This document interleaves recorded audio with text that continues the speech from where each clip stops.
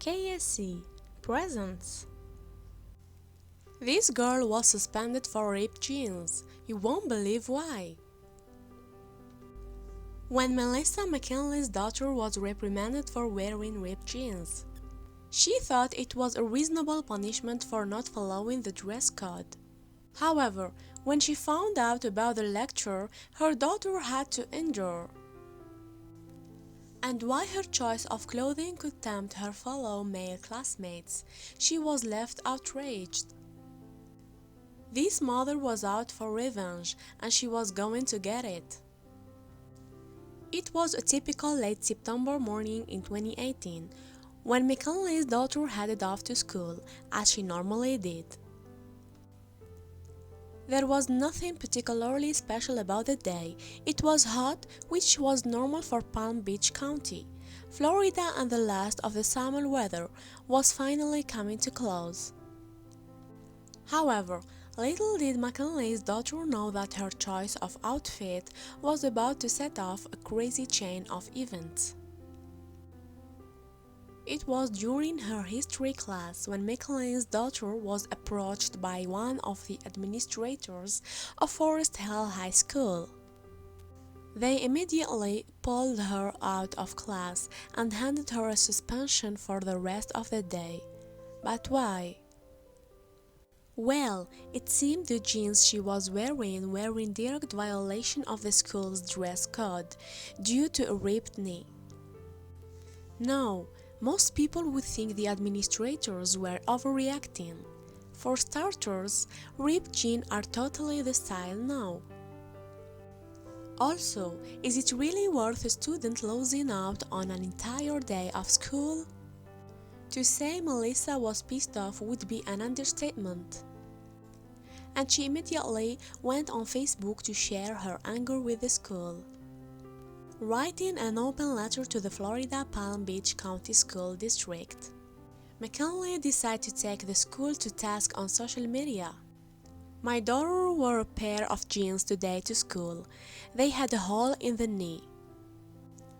In the middle of a quiz in her history class, a male administrator came into the classroom.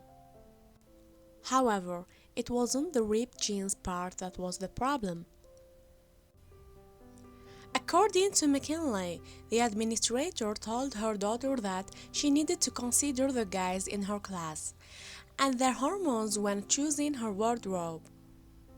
The administrator then pulled her daughter from classes for the rest of the day and made her sit in school suspension. Not only did she miss an entire day of core classes, McKinley wrote, but she couldn't finish her quiz. McKinley posted a picture of the jeans that were so offensive and claimed that the school administrator displayed a blatant case of male sexism. She believed that the school official deserved a suspension as well for victim blaming and shaming her daughter. McKinley was irate, and she wasn't just some PTA mom either. McKinley just so happened to be a key position of authority, one that went higher than the officials at the school. In fact, she held so much power that the school would soon regret their decision for suspending her daughter, and claiming she was a trigger for male students and their out-of-control hormones. You won't believe it, but Melissa McKinley was Palm Beach County Mayor.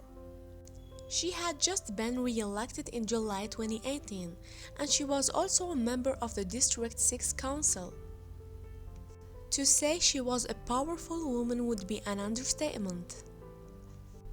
McKinley was the last mom the school officials wanted to mess with.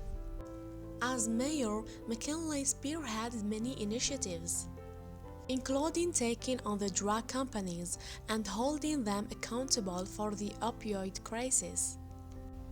She wasn't afraid of big corporations, and when it came to a high school, she had no qualms with calling them out.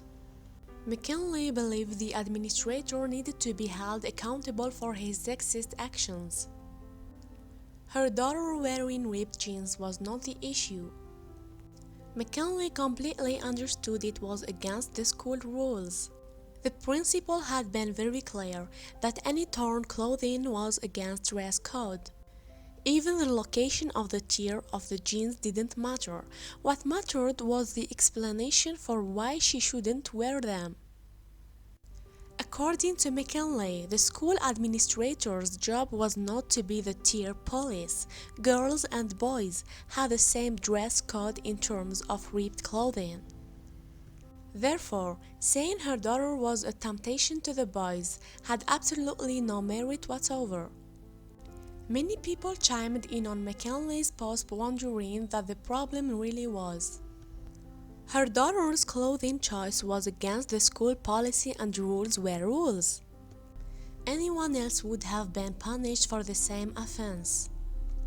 Her being the mayor's daughter was of no consequence. For McKinley, it all came down to respect and how the administration handled the issue.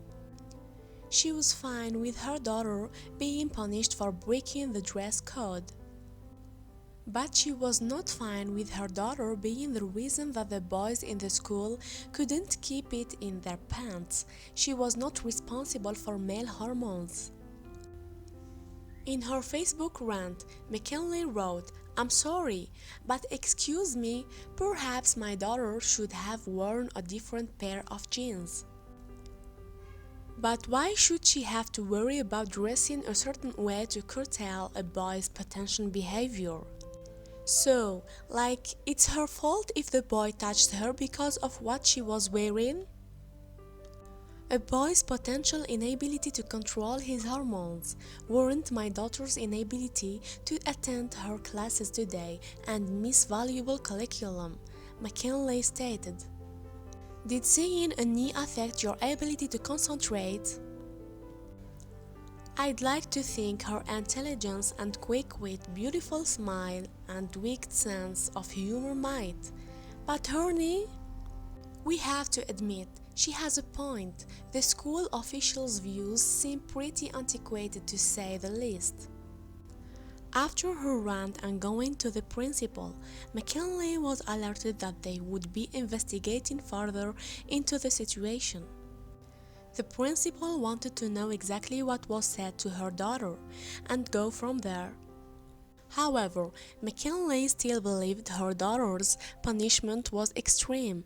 According to the school handbook, clothes should be intact and have no holes, rips, or frays. The school's principal revealed the punishment for dress code violations varied. Initial offenses could result in definition at lunch, and further problems could lead to more severe punishments. No one knows if this was McKinley's daughter's first dress code violation or one of many. But regardless of the way the school official handled the situation was wrong.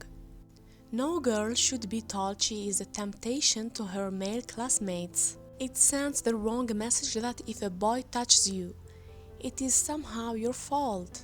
McKinley hopes that by bringing this situation to the public's attention, it can result in better sensitivity training for both the staff and the students.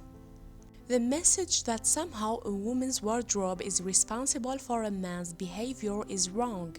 In any form, I am hopeful this will be used as an opportunity to provide further sensitivity training to staff and students. We have a feeling her daughter will be making sure all of her genes are intact from now on. Thank you for watching and don't forget to subscribe.